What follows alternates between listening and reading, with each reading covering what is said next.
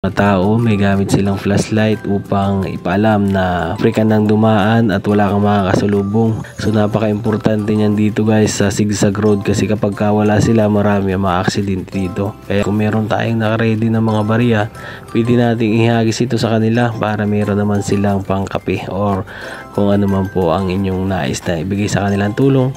Ayan guys.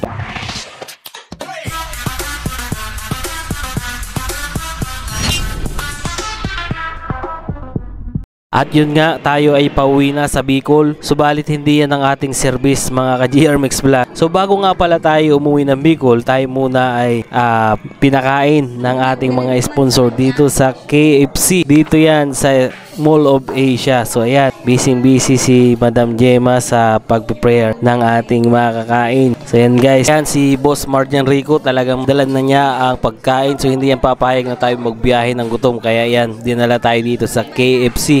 So napakasarap dito guys, only gravy, talagang okay na okay ang pagkain dito. So yan guys.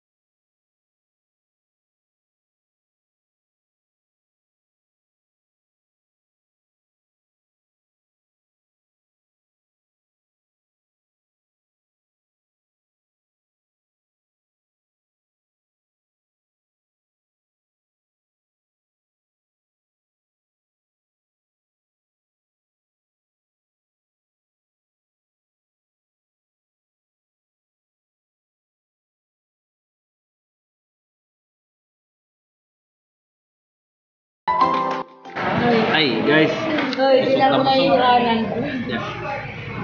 sulit na sulit.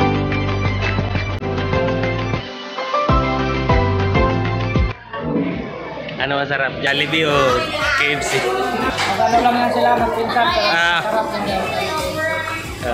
Panalo sa Tabaw. Yan. Mas lamang pala dito. Kasi anli sabaw ano? Jollibee kasi malamot sa Tabaw. Wala? Masarap yung manok nila, kaya lang malamot. Yun lang.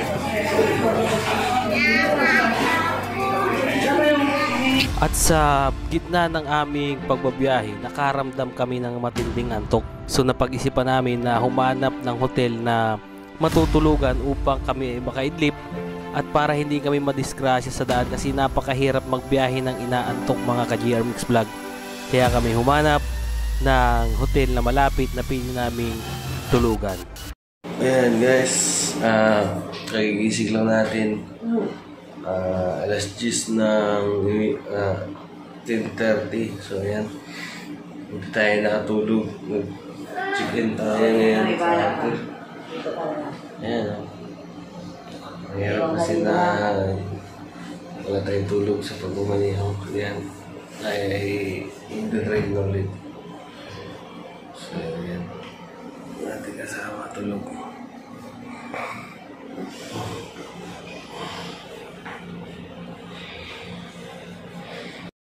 So yun guys, tara. Tayo ay maglalakbay na punta Bicol.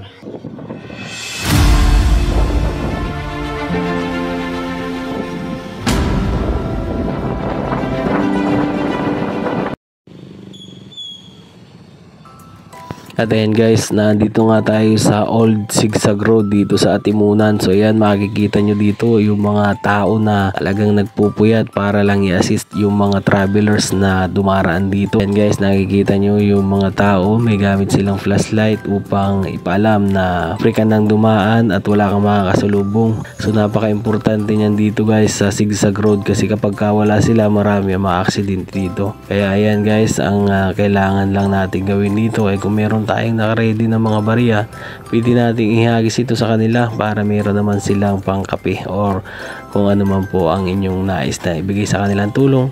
Ayan guys, panoodin nyo ang pagpunta natin dito sa Sigsag Road. Talagang medyo may kataasan ang mga ahon dito at mga lusong, kaya ingat-ingat po tayo sa lahat ng magbabiyahe dito. Laging siguraduhin na ang inyong mga brakes ay nasa tamang kondisyon. Ayan guys, tara!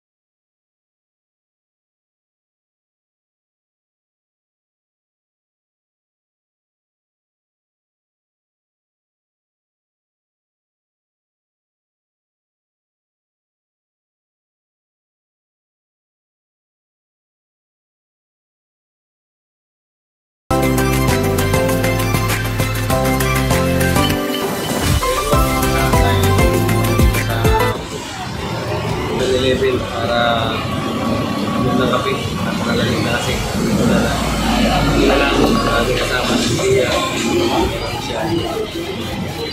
kasi hindi nalalim ka yes yung tayo natin sa ating bahay sa Bicol.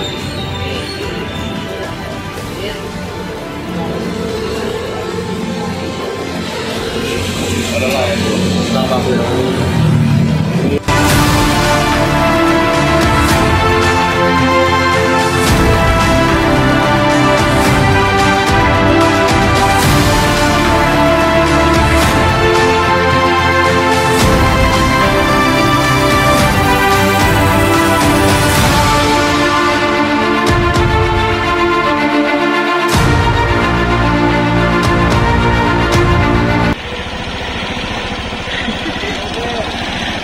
So guys, ayan, good morning. So 5:47, nakarating na tayo dito sa boundary ng Camarines Norte. So ang pinakang nakakamahalang experience natin ay yung antok. Talagang kailangan natin magpahinga at magtulog muna bago magbiyahe, kasi napaka-importante na yun.